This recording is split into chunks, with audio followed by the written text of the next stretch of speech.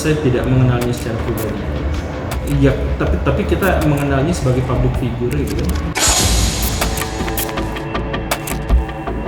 Jadi saya pikir kita tuh harus memisahkan antara gelar, status, peran, dan pribadi seseorang.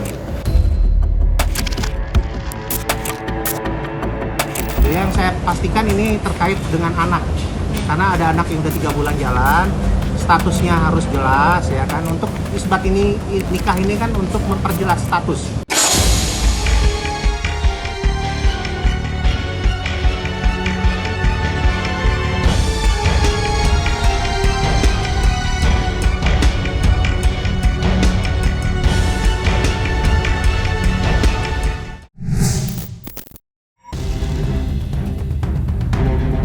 Polemik panas yang melibatkan keluarga pendakwa Habib Bahar bin Smith dan sang istri siri, Helwa Bahmid, seperti tidak ada habisnya menuai sorotan publik. Apalagi, belakangan kedua belah pihak sudah muncul ke hadapan khalayak ramai dan memberikan klarifikasi masing-masing tentang apa yang sebenarnya terjadi. Di tengah hiruk-pikuk pemberitaan yang kadung meramaikan jagat maya, isu kurang sedap itu ternyata sampai pula ke telinga aktivis, kritikus, serta konten kreator, Guru Gembul. Dan ketika ditemui belum lama ini, Guru Gembul sontak memberikan pandangannya tersendiri. Lantas, seperti apa pandangan Guru Gembul terhadap sosok Habib Bahar bin Smith yang kini ramai diperbincangkan? Saya tidak mengenalnya secara pribadi. Iya, tapi kita mengenalnya sebagai public figure gitu kan. Iya, dia memperkenalkan dirinya sebagai Habib, pengikut-pengikutnya menganggap dirinya sebagai Habib, dan saya akan menghormati beliau dengan nama gelar Habib saja, Habib Bahar. Saya tetap menyebutnya Habib Bahar, tapi tanpa mempercayai bahwa beliau itu adalah keturunan Nabi. Tapi bahkan seandainya pun dia keturunan Nabi, maka saya tetap akan mengkritiknya ketika beliau melakukan kesalahan. Habib Bahar bin Sumaid itu adalah orang yang sekarang kita anggap dia melakukan tindakan-tindakan yang kurang baik. Tapi sekali lagi saya melihat bahwa dia itu bukan hanya seperti itu, tapi dia adalah korban dari kultur masyarakat dan atau keluarganya yang memang sejak kecil banget menanamkan pada dirinya bahwa dirinya itu suci. Semua kata-katanya itu harus diikutin, semua perbuatannya itu harus disetujui. Jadi dia tuh tidak kenal sama realitas dunia, dia tidak kenal dengan adab moral dan etika. Dia kenal adabnya itu versi dirinya saja, versi adab feodal, di mana semuanya tuh berpihak pada dirinya dan golongannya. Ketika ada orang yang cium kakinya, itu dianggapnya akhlak, moral, adab. Kita menganggap itu tidak beradab, itu penghinaan. Tapi bagi dia itu adab. Jadi dia sendiri adalah korban dari brutalnya pendidikan di komunitas tertentu. Saya misalkan ya, mari kita berempati sedikit. Seandainya Teteh hidup dengan cara seperti itu sejak kecil, diciumin kakinya, sejak kecil kata-katanya diikutin, sejak kecil tindakannya dibelain, disetujui. Mungkin ketika kita sudah besar, ada orang yang tidak cium kaki kita yang marah. Kamu tidak beradab sekali. Ditekankan kamu keturunan Nabi, kamu spesial. Dalam doktrin komunitas tertentu itu, kalau keturunan Nabi, sejahat apapun dia, masih jauh lebih baik daripada 70 ulama, lebih baik daripada 70 kiai, lebih baik dari 70 pemuka agama. Itu doktrinnya begitu. Keturunan Nabi yang paling bejat akhlaknya itu 70 kali lipat. Itu doktrin yang disampaikan terus-menerus sejak kecil. Selain memberikan tanggapan terkait itu, Guru Gembul sempat pula berbagi komentar terhadap pandangan publik terhadap sosok Habib Bahar.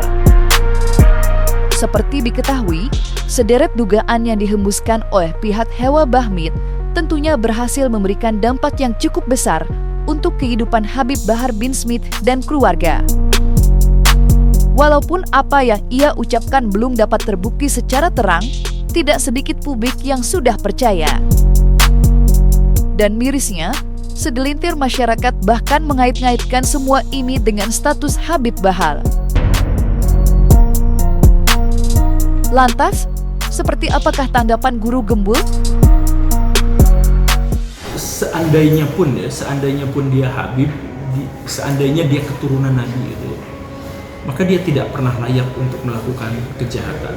Seandainya pun benar dia keturunan Nabi, dia tidak mungkin menterlantarkan istrinya. Kita harus membaliknya.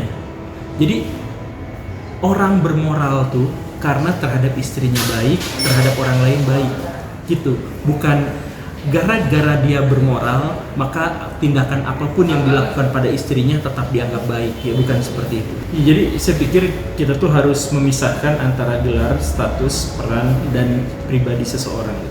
Jadi kalau ada orang yang bergelar Habib tapi kelakuannya emang kurang terpuji, ya kita anggap emang pribadinya kurang terpuji.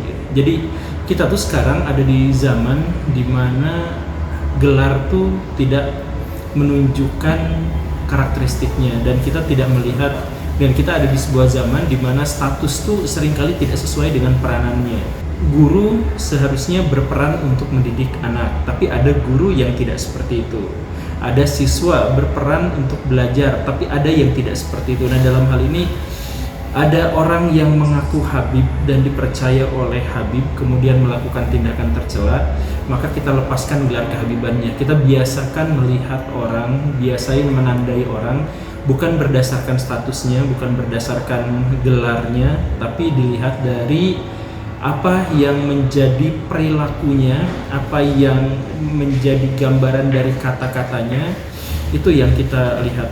Jadi jangan sampai kita tuh melihat gelarnya. Bukan masyarakat kita tuh hanya gara-gara gelarnya Habib, gelarnya Kiai Silau gitu, lalu kita melakukan glorifikasi.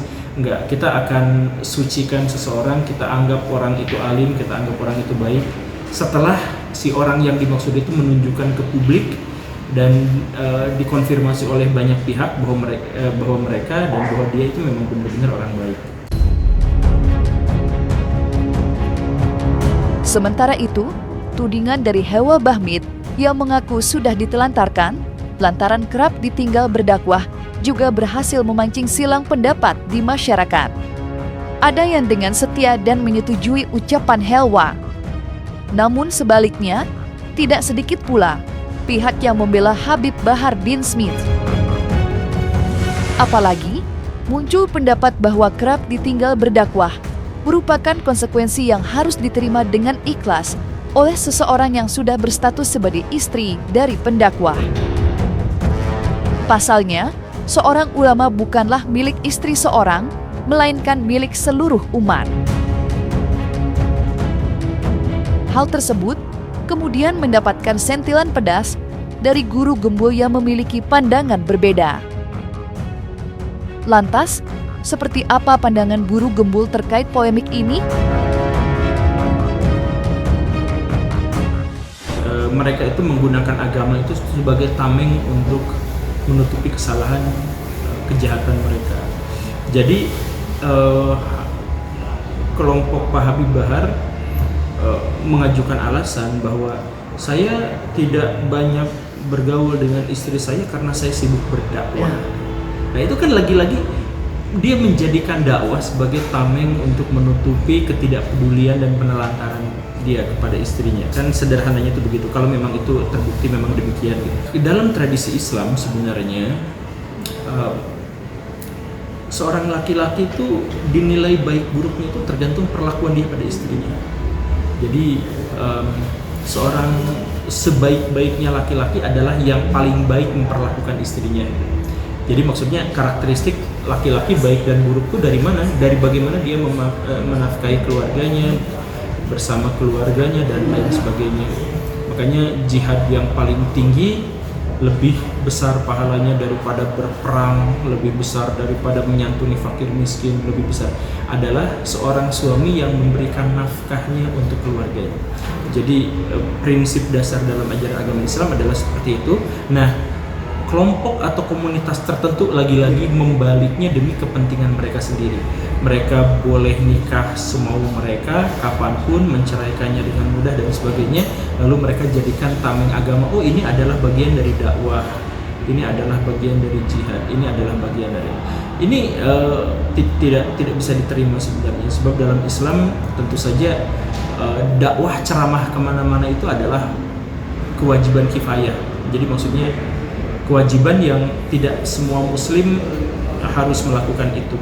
Nah, tapi kewajiban yang terhadap istri itu adalah kewajiban untuk semua muslim.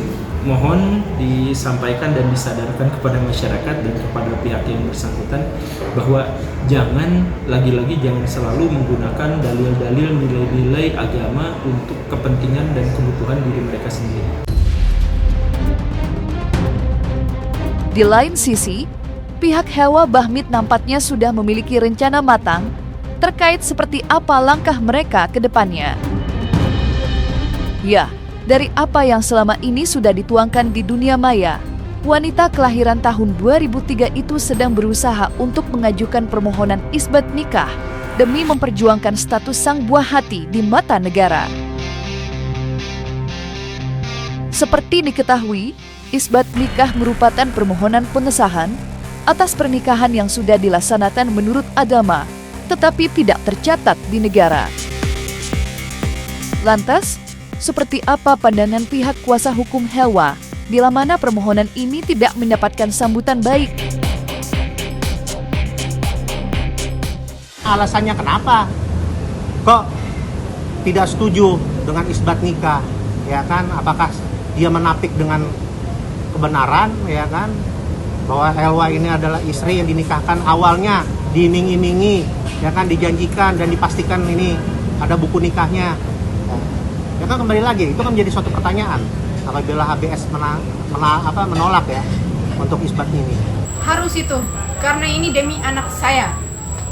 Demi anak saya, karena anak saya ini tidak punya akte kelahiran. Karena aku sama beliau ini kan nikah siri. Jadi mau nggak mau aku harus berjuang demi anak saya. Perkawinan sebelumnya ini kan siri, ya kan, artinya tidak tercatat oleh negara. Nah, gimana saat ini kami lakukan upaya tersebut supaya perkawinnya ini dicatat dan jadi legal kan, begitu. Dan kedudukannya nanti ya sebagai istri yang sah. Belum. Dan memang untuk mengajukan isbat ya tidak harus persetujuan suami, bisa diajukan oleh istri atau suami atau dua-duanya sebagai pemohon, boleh. Begitu. Jadi anak ini 40 hari juga belum dibikin syukuran ya. Terus untuk hakikat juga belum. Jadi di sini Helwa minta pertanggungjawaban itu semua dengan janji dia kan. Yang saya pastikan ini terkait dengan anak, karena ada anak yang udah 3 bulan jalan, statusnya harus jelas ya kan. Untuk isbat ini, nikah ini kan untuk memperjelas status, ya kan. Artinya nasabnya nih anak, seperti nanti ada di akte lahir nama bapak dan ibunya. Kalau hanya siri, ya kan hanya tercatat nama ibunya, begitu. Dan dampaknya ya banyak, ya kan, untuk masalah yang mungkin terakhir waris ya.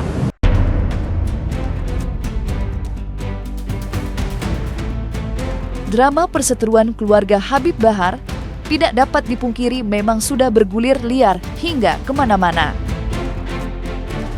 Helwa Bahmit yang semula hanya berharap tanggung jawab dari Habib Bahar, kini justru terlibat perdebatan sengit dengan istri pertama sang pendakwa. Sampai-sampai, kedua belah pihak sama-sama sudah berancang-ancang untuk membuat laporan polisi. Lantas mungkinkah laporan tersebut akan dilakukan bersamaan dengan upaya isbat? Serta seperti apakah pula tanggapan kuasa hukum Helwa soal perkara ini? Ya, kalau saya sih Helwa ini masih ya tidak menerima lah, ya kan. Salah satunya itu tadi orang tua dikatain mbek ya, gitu.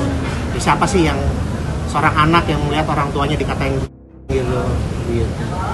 Ya mungkin klimaksnya yang sudah menumpuk ya, klimaksnya di situ. Nah inilah jadinya nih, saya tuh kadang-kadang gini ya, apa sih dengan segala kepuasan itu dengan harus pidana, ya kan? Kalau misalkan memang ada jalan yang terbaik, itu opsi terakhir pidana begitu. Tapi kan pihak sana kan selalu bergerak pidana juga, ya kan, mau melaporkan, ya kan. Kalau pada saat itu kan Helwa ini kan belum didampingin lawyer, jadi apa aja kata-katanya ya keluar gitu loh. Nah, tapi kalau misalkan udah dengan lawyer, kami kan menjelaskan begitu. Memang ada opsi ke sana, tapi itu terakhir. Begitu. Sekarang fokus kepada isbatnya dulu. Pasti ya, karena kan penggiringan opini ini kan luar biasa nih dari dia.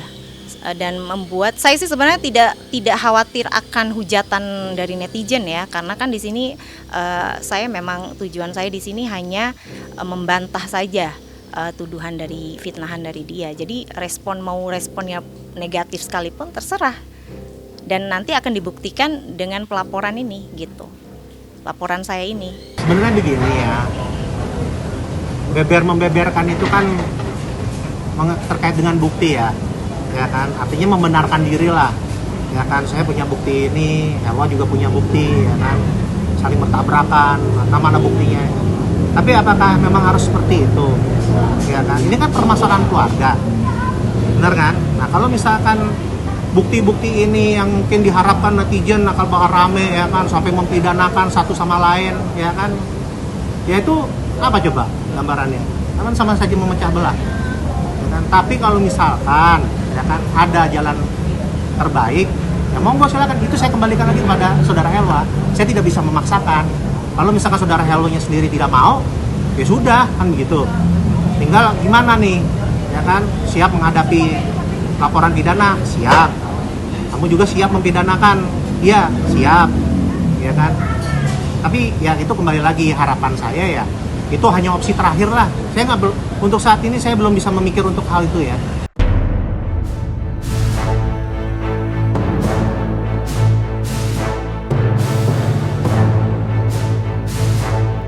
Nah, selesai sudah Cumi Lovers.